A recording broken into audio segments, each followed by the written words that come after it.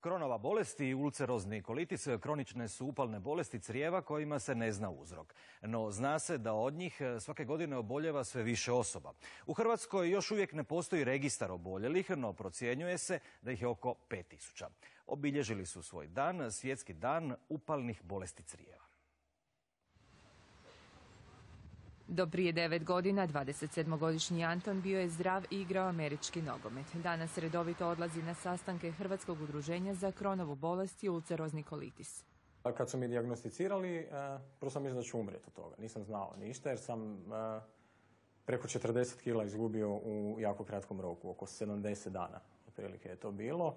Imao sam strašna krvarenja iz probavnog sustava. Jako sam, stalno sam išao na WC, nisam mogao uopće izaći iz kuće, što je jako depresivno bilo. Dijagnoza Kronove bolesti Antonu je promijenila život. U posljednje 3 godine bio je na 4 operacije, a zbog prirode bolesti mora izbjegavati pojedine namirnice.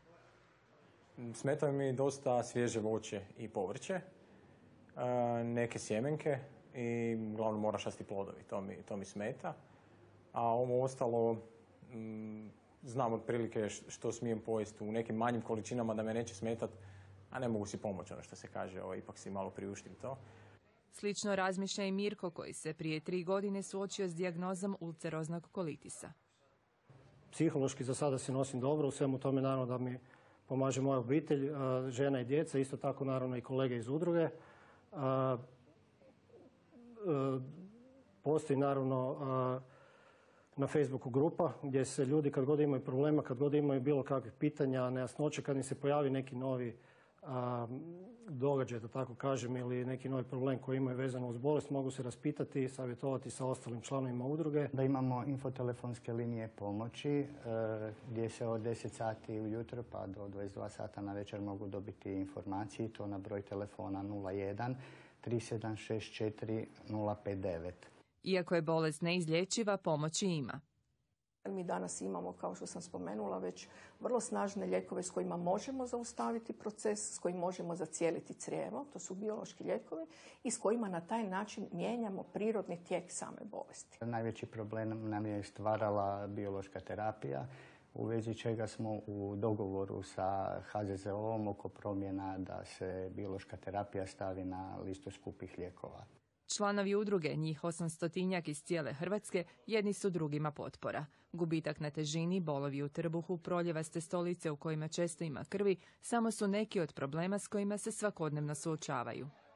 Karakteristika ovih bolesti, osobito Kronove, je nastajanje upalnih, gnojnih kolekcija u trbuhu, odnosno nastajanje fistula, nenormalnih, neprirodnih komunikacijskih kanala između raznih vijuga crijeva koje je upaljeno i okolnih organa. To su zapravo vrlo veliki problemi jer takve situacije ne možemo uvijek smiriti lijekovima.